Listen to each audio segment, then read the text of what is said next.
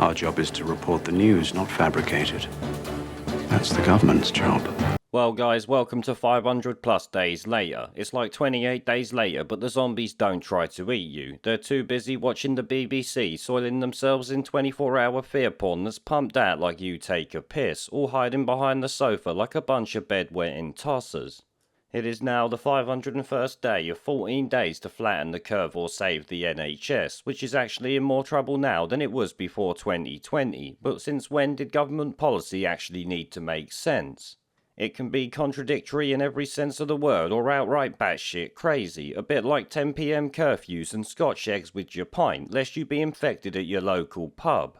Actually, speaking of the great and wondrous NHS, it seems they have been caught lying about hospitalisation figures relating to the 18 to 24-year-olds.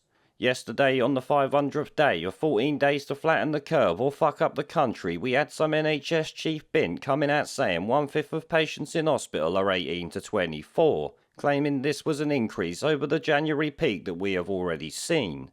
This at the time I called out as bullshit straight off the bat, because for the past 499 days of flattening the curve we had not seen that anywhere. And in fact, the Telegraph have released today an article pointing out the creative use of figures to make it seem like an increase.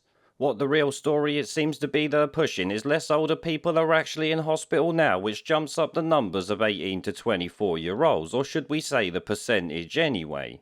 Of course, they say this is all down to the shot, but let's be honest, there's also summer to take a look at alongside it. Comparing 2020 with 2021 says a lot more than I can, let me tell you.